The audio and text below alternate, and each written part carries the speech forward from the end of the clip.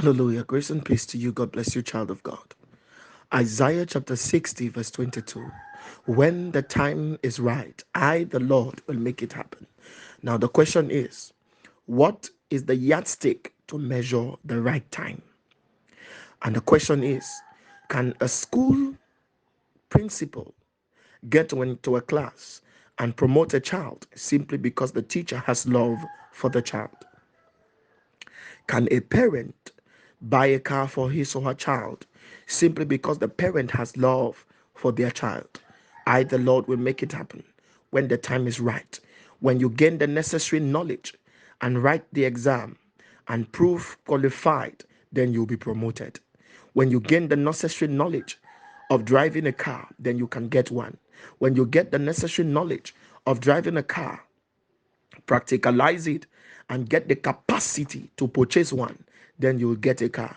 I, the Lord, will make it happen when the time is right. What is the yardstick for the right time? There are people who would become overly rude if they receive the blessings of God now. There are people that will step out of the presence of God immediately they receive what they are trusting God for. So, because their relationship with God has not been built, it is not the right time for them to receive it from God. So, God will not make it happen until their love for God is fully established, until their love for God is fully built. I, the Lord, will make it happen when the time is right.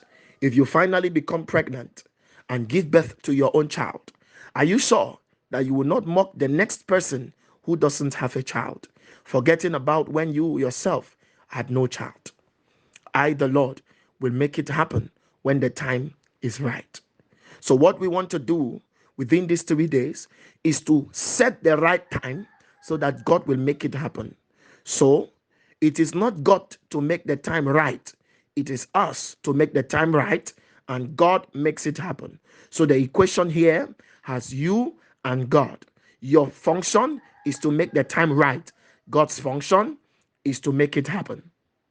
Until you make the time right, God cannot make it happen. It takes you making the time right for God to make it happen.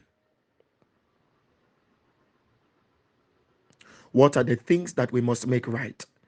If we look at the bacteria, it is almost impossible to look at it, to see it physically. So, what do you use? You see it with the help of a lens, you see it with the help of a telescope. Now, these things help you to zoom and see what you couldn't see, that has the ability to destroy you. You can see a very big stone and avoid from stepping on it so that you don't wound yourself. But you might not see a bacteria when you're biting your pineapple. And what happens to it? It gets right into you and it destroys you.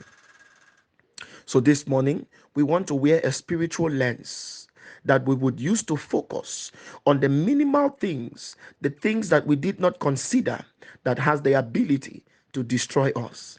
There are certain things that repeatedly we have done, and these things are the reason why God cannot make it happen, because according to the plan of God, it is not the right time with such things. We all know that it is not the right time to plant when the rains are not falling. But you can make the right time to plant when the rains are not falling by intentionally making available your water can and continually watering the earth. So at the time when you plant, you would have succeeded to sustain the time.